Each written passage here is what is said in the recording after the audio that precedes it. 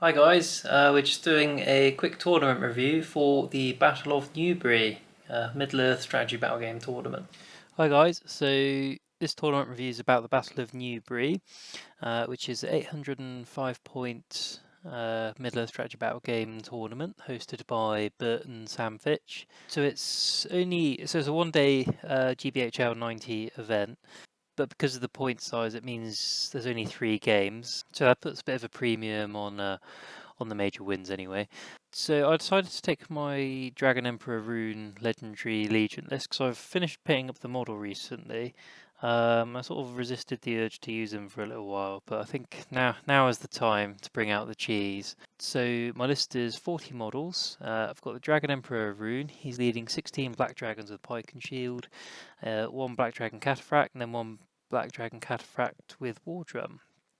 I've got a Easterling Dragon Knight with Armoured Horse, 3 Black Dragon Cataphracts, and then I've got Rutabi, General of the Dragon Legion.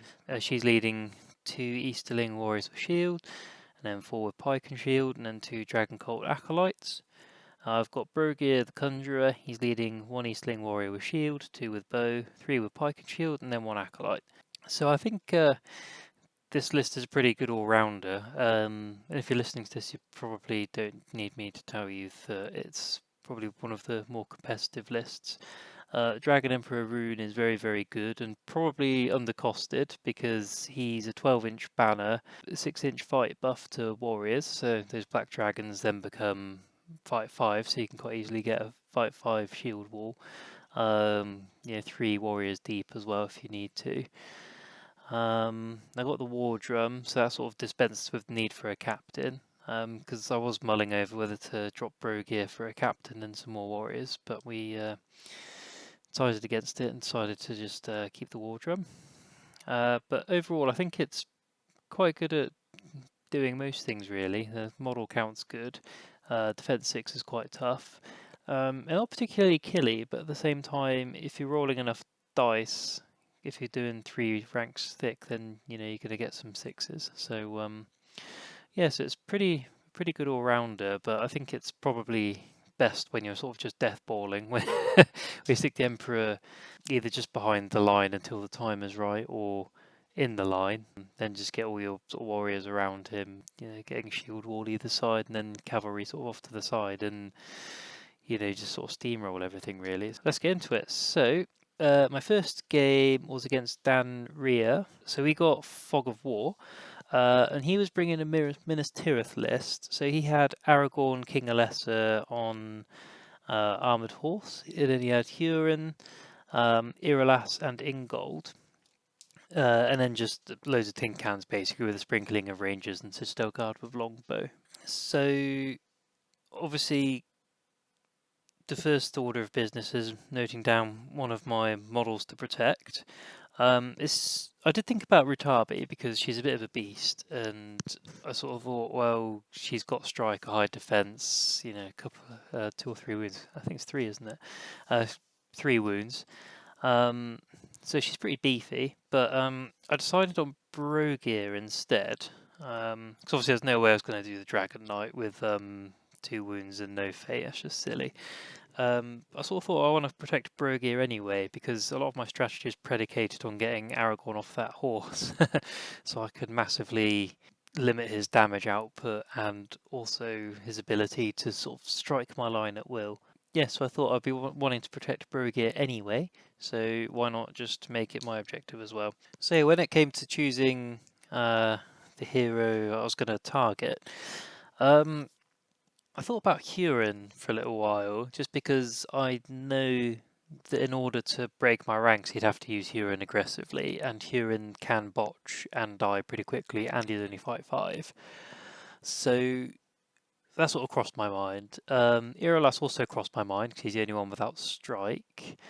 But obviously he's got his shielding ability where he can shield and still make a strike, and then that mixed with heroic defense isn't ideal. I tried something that I thought was a bit sneaky actually, and I chose Ingold because I don't think he's necessarily an obvious target because he has strike and defense, but I figured that he would have to be in the middle of the shield wall to give his I can't remember what it's called, but his bonus where even if you lose the fight, the opponent backs away. So I sort of figured he'd be near the front, and then it might not be too hard to slip either the Emperor or Rutabi in, depending on how things developed. So I went with Ingold in the end, and then the terrain piece was pretty obvious, to be honest. I just went the one that was closest to me. That's just pretty straightforward because obviously I'm, drumming forwards. I'm going to quite easily sort of fight in his half of the board, so should be quite easy just to nip someone across and tag that. So that was the plan. So basically, I just spent the first couple of turns drumming and sort of moving my death ball down the board.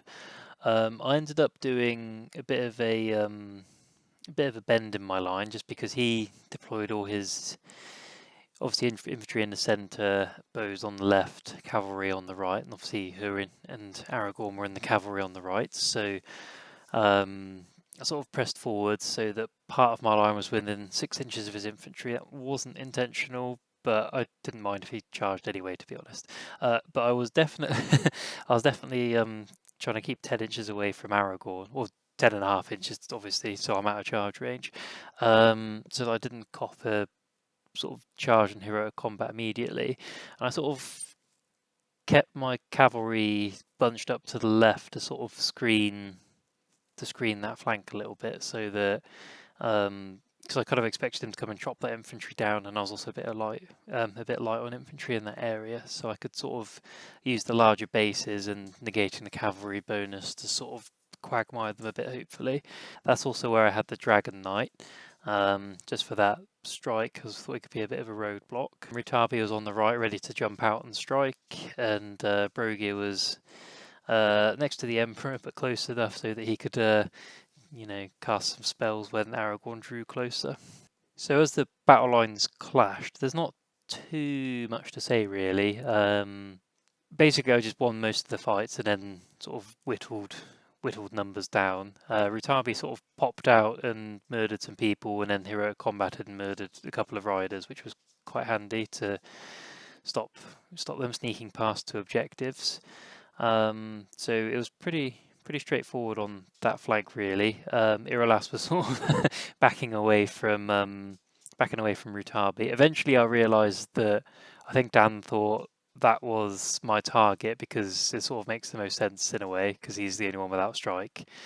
I think I won priority or I won a heroic roll off or something. I can't remember. But basically, I was able to reorganize the line, and I noticed the Ingold was within charge range of the Emperor, so I sort of had to very pedantically like rearrange my dudes to sort of have an Emperor-sized gap. But I managed to get the Emperor in against Ingold, and I think Ingold was down to 1 might by that point. But yeah, so I managed to stick the Emperor in against Ingold, and then I think basically the Emperor one pumped him, which was pretty handy. I think I caused 3 wounds, and I think when we were rolling dice, Dan realised he forgot the heroic defense, which is what he was saving the might for. But I rolled 3 6s anyway, so wouldn't have mattered in the end. So I was sort of clearing up in the centre and the right. The left was a bit of a weird one. Because basically Aragorn was obviously really scary, and he copped. I think he copped two tremors and resisted both. But I think it cost him either all or most of his will, and then I think I managed to get 2 points of might out of him as well from his store, which was pretty good because I think by mid-game, I think he was just on the mighty hero, so that was quite handy. Yeah, but Brogir was a beast this game. I think I cast 3 spells using 5 dice, because I only tremored twice, and then Blade Wrathed once, and then he kind of spent the rest of the time running away and hiding behind the Emperor with a little bodyguard, because I was convinced that was the target. But yeah, I managed to get 3 dice back out of 5 because I got 3 6s. Because obviously Brogir's special rule gives him dice back if he gets natural 6s. So that was pretty good. So I ended with 2 will on him, which is quite handy. But yeah, the story of that flank really is I sort of crumbled infantry wise a little bit because I didn't lose too many models, but I didn't have too many over there in the first place. And sort of a story of Aragorn rolling quite badly, and yeah, sort of just bogging him down really. And same with Huron. I think I got Huron off his horse as well because Fight 5 Shield Wall doing its work basically. And I did do something really stupid actually, and I said it was stupid at the time, and then I just did it anyway because that's how I roll. But I heroic combated with the Dragon Knight to try and kill a couple of the knights because I thought if I can get rid of sort of the knight bodyguard, then that sort of frees up space for me to just sort of quagmire Aragorn very effectively. But I had to use the other point of might to get it off. And then I did end up killing both, but it meant it meant that he didn't have any strike, and that's literally why I had him next to Aragorn. And I think to be fair to me, I did keep him at least one model away, so he was safe from being combated into straight away. But yeah, possibly wasn't the best play on my part. But again, the short version of that is that Aragorn sort of was chopping slower than he should have done really through my guys, and in that time the dragon knight just sort of ran away after a while because I sort of realized I should really be protecting him, so he butchered a couple of guys and then just sort of like left everyone to it, and he sort of hid tagging a terrain piece on Dan's side to keep him guessing, even though I think it's probably pretty obvious I was doing the pillar right next to the midway line.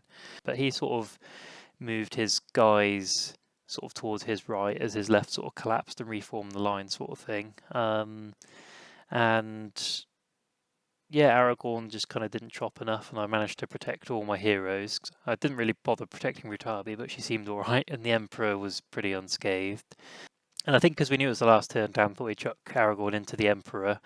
I think I won the roll off, which was the theme of the game, because, like I said, Aragorn was just not doing great. I think I caused 2 wounds, but obviously it doesn't matter in this scenario, so it didn't, wasn't really here or there. But yeah, I didn't manage to stop Dan sneaking a couple of cavalry past me as my sort of left disintegrated. So we actually ended 12-6 because Brogir was unscathed, but I killed Ingold, and he was the only one I killed. I think that was quite a wise choice there. And I got the terrain piece without any difficulty because obviously my right was doing the business, which is where my objective was. And then I think I broke down the turn before the game ended, I think, or possibly the turn it ended. So I got 12. He got his terrain piece. I can't even remember who he was protecting. It might have, I think it was Iralas, which obviously makes sense because of the defense thing, and that also explains why he was sort of out of the way. But yeah, no, it was a good game. I think my shield wall was just absolutely brutal, to be honest. And I think I lost about 12 models compared to possibly double Gondorians, something like that. But I mean, Aragorn was still untouched, but apart from the last turn, that doesn't really count because that was just because we knew it was the last turn. But Aragorn was basically untouched. Huron was alright, but off his horse. Neralas was totally untouched, and Rutabi was tapped, but had been doing the business. And I think the Emperor was in pretty good shape still, so could have probably gone on a little longer. Yeah, that was that really. So on to game 2. So my second game, I got drawn against Theo Burrows. So Theo brought a Mordor list. So from memory, he had Witch King with the Green Dragon loadout of 315-3 with the crown, and on horse. He had a budget wraith. I can't remember the precise loadout, but I think it was something like 292, something like that. He was on horse, and then Shagrat and Kardouche. Then just a mixture of orcs, Morannon orcs, Black Numenorians, 2 Morgul Knights, and then 2 Warg Riders. And we were playing Recon. I'll probably begin this by saying that I suck at recon, so you can probably see where this is going. But I think basically it took us both 2 turns to get all our dudes on, and we sort of spent a turn consolidating. But I was obviously quicker and sort of drummed up to, you know, in his table half, probably about two-thirds of the way down. But he was more clever than me, because I basically death balled up to sort of drum up quickly and push through. So he had basically all 4 of his cav sort of on either side, trying to get past just to get guys off the board and chalk some points up early on, which was obviously a good idea.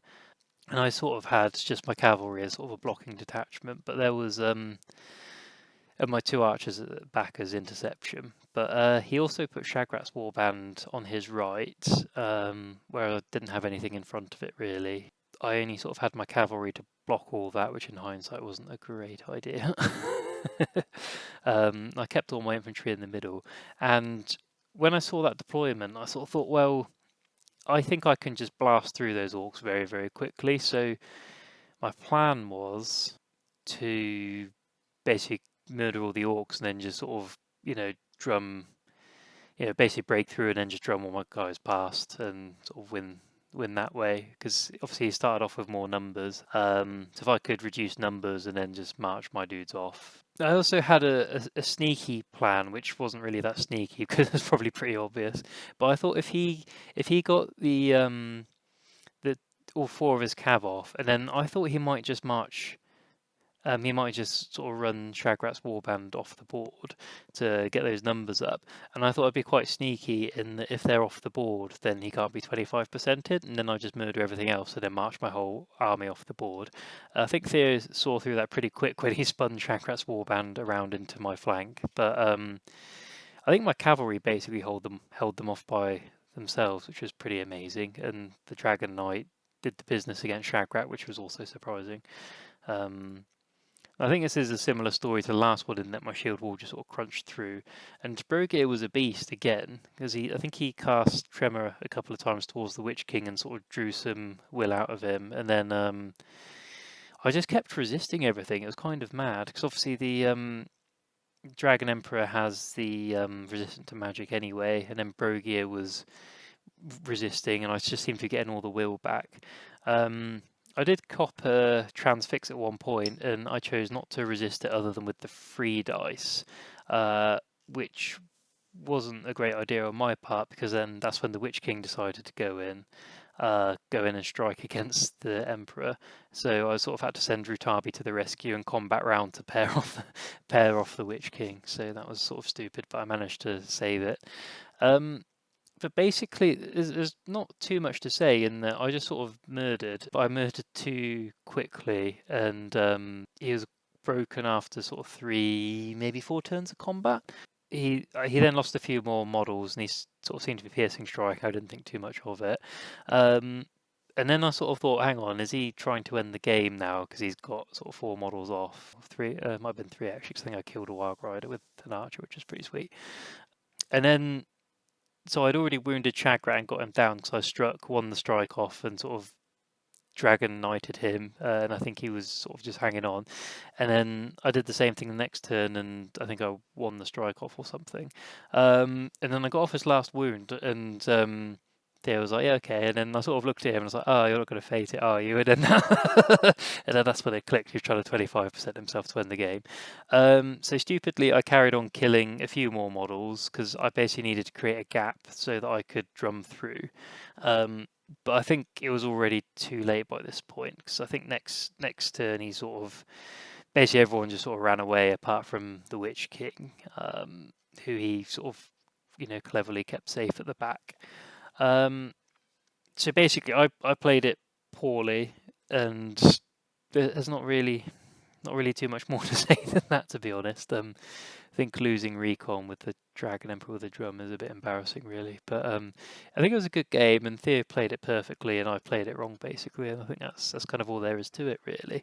I think his deployment was much better than mine, because I just sort of went straight to death balling, when actually what I should have done is probably just Dragon Emperor down the middle, and then you know, warband either side to sort of, you know, get better coverage and sort of, you know, rely on the Emperor's warband to sort of do the business. So yeah, I misplayed that one quite badly. But it was only a small defeat, so he got 7 points because he tripled the amount of models I got off the board.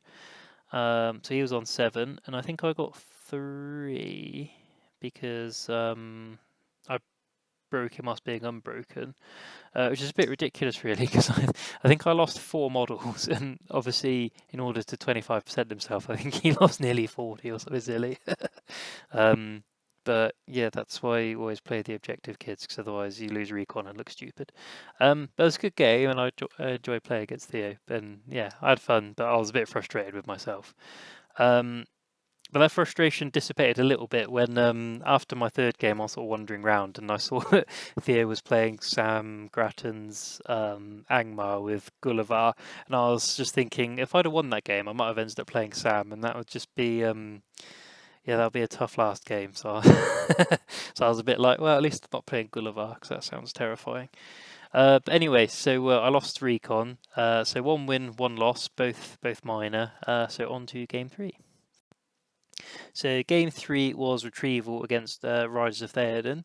So it's a pretty standard list with a mix of Rohan and Royal Guard. I think slightly more Royal Guard than just Riders. And then Theoden, Aemir, Dernhelm, Daewine, and Gamling with the Magic Might flag. And we were playing retrieval. Yeah, I mean, basically we ended up deploying, so both of our relics were in woods, which was a bit annoying for both of us, really. But yeah, it wasn't too bad. So I deployed a warband second, and I think I went into this game and I was just very, very worried that I was going to get kited and I wasn't going to be able to spread myself enough to stop a rider slipping through and just picking it up with expert rider. So that's what I was quite nervous about.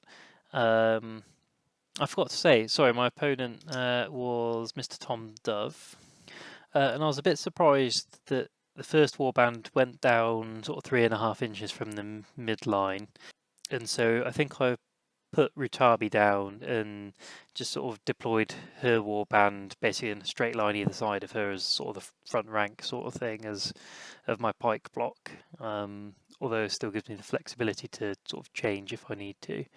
And then the next Rohan warband went down in a line with sort of the original one, sort of 3.5 inches away again. And then I think I put Brogir down, but I put him behind the line so that the 2 archers and his acolyte could sort of stand near my objective, and then the others could sort of go somewhere near sort of the centre line.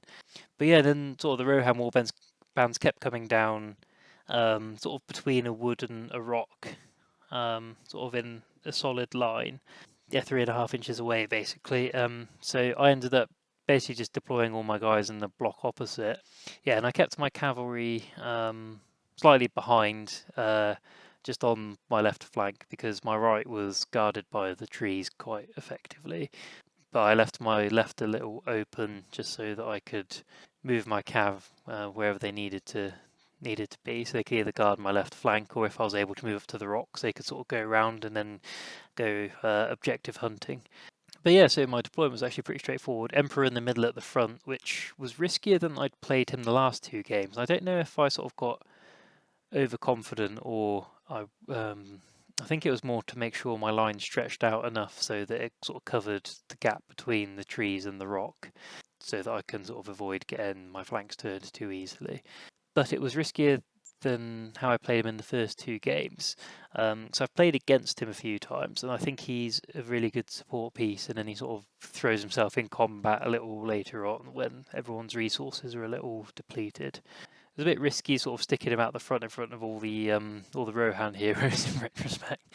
But yeah, so that's sort of how we deployed, and then I won first turn priority, which actually suited me. It means that I was basically able to move up so I was an inch away, and obviously that meant I would just cop a Rohan charge across the board, which I was going to cop anyway, but in this way at least I kind of felt like they are boxed in between those 2 terrain pieces, and if they wanted to sort of disengage and reform, then that would sort of potentially take time and put me closer to the objective and all that jazz. But they sort of all charged in anyway, got stuck in, so they got a few throwing weapon kills. I think Brogier copped one and lost to Fate, and then I think 3 or 4 dudes died, including an acolyte I left out the front like a moron. But yeah, so the lines were sort of joined. So I think the first turn of combat was relatively uneventful.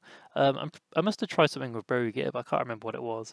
Basically, Brogier didn't turn up this game and he did nothing. I don't think he cast a single successful spell. I think he even failed to Blade Wrath. So if I don't mention his spells, it's because whatever I was doing wasn't working. So he turned up for 2 games. In this game, he was just entirely absent. He ended up just being a spear support more than anything, and a bit of a mic caddy. So I think he was calling the heroic moves. But yeah, turn 1, I can't remember who killed what in what turn, but I think basically, when he won, then I probably died. But I kept winning the roll-offs when there was a draw, and sort of kept killing stuff. And I think Rutabi was pretty sneaky because she called, I think this might have been the second round of combat, but she called a heroic combat, killed the guard she was facing, and then sort of broke through and wrapped into the banner, the rider of Rohan banner, and then another rider of Rohan, then killed both of those, which was quite handy because there's no one to pass the banner on to. Yeah, because Tom's list had 2 banners, which I sort of thought was a bit odd, but actually makes good sense because obviously 1 banner covering all that cav is not great, whereas when you really need the dice to sort of do well on the charge, then 2 banners might be the way to go. But I managed to murder that banner. Yeah, again, there's not really too much to say. My riders on the left killed the enemy riders and sort of pushed through. I just sort of whittled down all the warriors with my warriors, and I think the theme of this game was I kept winning every single roll-off, so that includes heroic moves. One disastrous thing did happen though, in that Eomer and Dernhelm charged the Emperor, which I thought was pretty gutsy because I have fight 6 with the Elven Blade. So I was a bit like, well, okay, I'll have Eomer's horse then, please. But I managed to tag off Dernhelm. So it was just Eomer. So I lost the strike off, which was surprising, but I was a bit like, well, it's still 5s to wound. And I think I said that as well, because I think Tom was trying to work out what happened if he killed the Emperor. Like, do all the Black Dragons just become infantry, which I think they do. But we were sort of talking about it, and then I think I either said or thought, oh, well, you still need to roll, a lot of 5s or whatever. And I think as soon as I sort of said or thought that, I was just like, oh, no. And I think from 4, yeah, it must have been from 4 dice, because he gets 4 dice on the charge, because I have the infantry keyword, but I wasn't trapped or anything. Got 4 5s, so I was a bit like, jeez. So I thought the Dragon Emperor would die on my first tournament, which would sort of just compound my recon humiliation. But I threw all 3 Fate, and I think I got like 1 pass, and then a 2 and a 3, and I think I had 2 might left from the strike. So I was able to might the 3 into a 4 and save him. So he was on sort of 1 might, 1 wound sort of thing.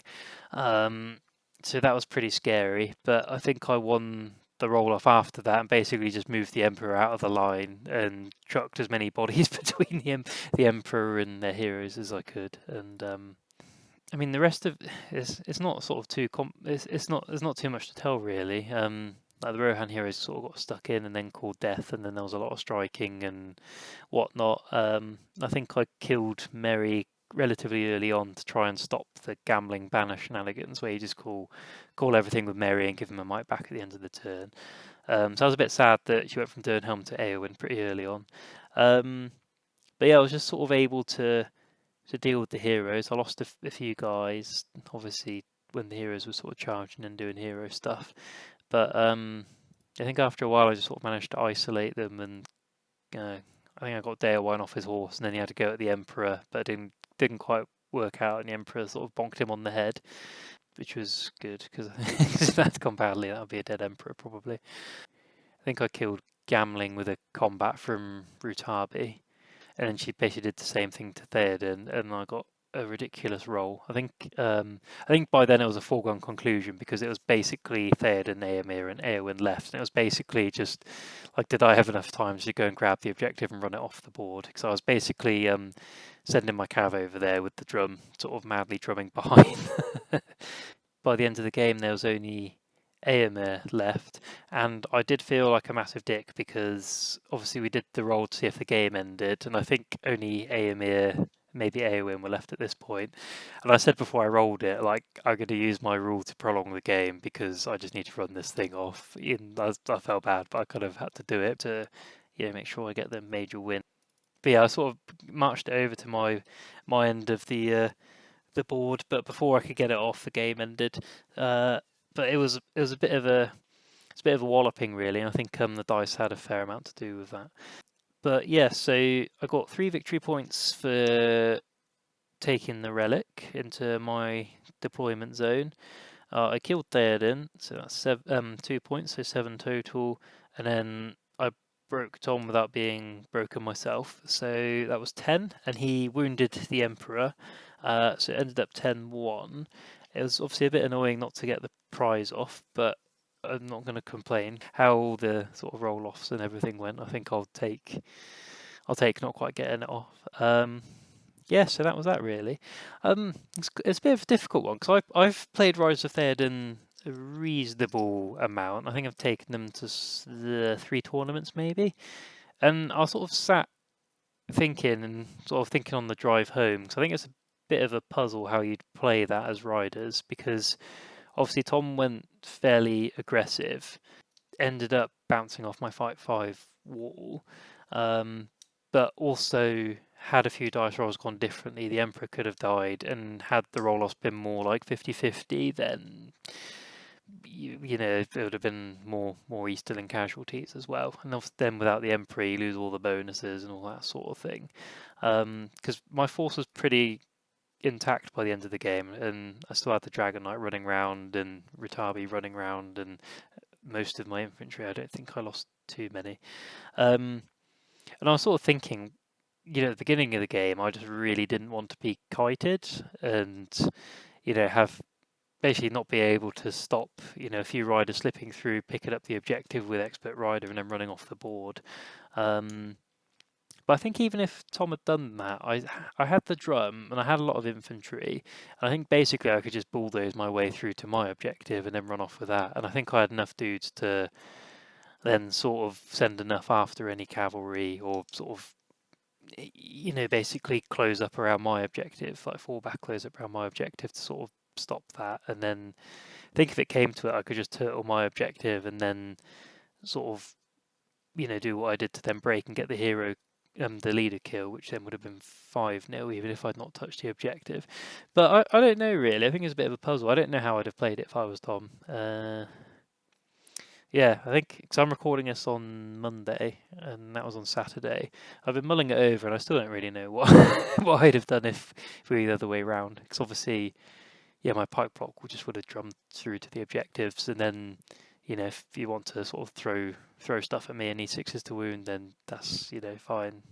But yeah, I don't know. I think that requires some more thought. But I think it wasn't a good matchup for him because obviously fight 5 is sort of your bread and butter as riders of Theoden, and if you're coming up against someone whose warriors sort of relatively cheap and fight 5, then that's not what you want.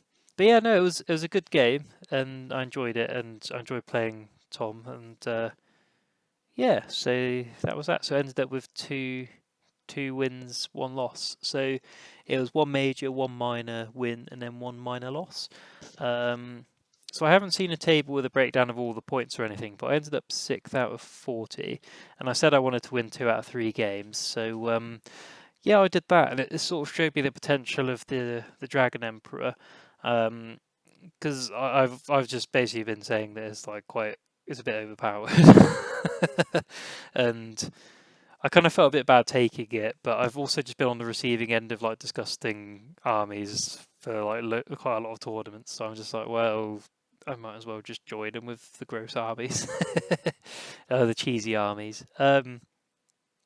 And it's yeah, I don't know what I think of it. It's really good, and I had fun playing with it. But it is a bit like you sort of just get your pipe block and move forwards, and that's kind of what it does. And yeah, I don't know. I like it. Possibly a bit boring, like play style, but equally, I think I think I'd get better results if I carried on using it. But I don't know. I'm not taking him to the next one, but I'll probably take him again at some point. Um, but yeah, looking back at my list, I don't think I change anything. I thought about the captain, but I just don't think I need him with the drum. I'd rather have Bro gear. Quite pleased with sixth because I've basically just had a bad run of tournament results. Really, I think since I won that Milton Keynes one with Ugluck Scouts, I think I've yeah, it's just not done too well at the tournaments, even though I've had a lot of fun, but it's nice to have fun and get the results. So looking forwards, we've got Mark's tournament at the end of the month into the wilderness. So that's a GBHL 100, so I'm going to debase myself further by taking something really, really filthy. So you guys can enjoy calling me cheesy when I see you guys at the end of July. So yeah, cheers, and I'll see you all soon.